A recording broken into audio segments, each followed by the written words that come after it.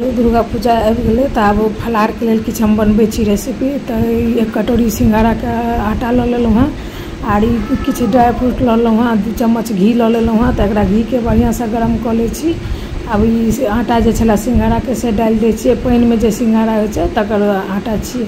एकरा बढ़िया से सेंट अबै तक भूजि लै छियै। भूजि कऽ आब भुजा गेल एहिमे गरम पानि डालै छियै, ठंडा पानि नहीं डालब नहीं तऽ गुलठी पड़ि जाइ छै। एकरा भूजि लेलहुँ हँ बढ़िया से। जहन भुजा गेला तहन ओहिमे चीनी अहाँ अपना पसंद से जते मीठ पसंद हुए तते डालब। तऽ हम 1 कटोरी से कम डाललहुँ हँ। आ भुजा गेल तऽ ओहिमे दूध डालि देलियै। दूध अहाँ नहीं छोड़ो सकै छियै, दूध देला से स्वाद बढ़िया बढ़ै छै। ड्राई फ्रूट जे हम रखने छलहुँ हँ से डालि देलियै। आब एकरा मिक्स कऽ लै छियै। इलायची के पाउडर डालि देलियै।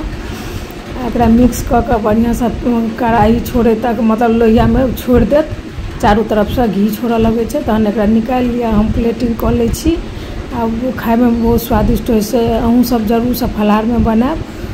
आब 10 दिन खाओ। वीडियो नीक लगा तऽ लाइक सब्सक्राइब जरूर से करब। Thank U.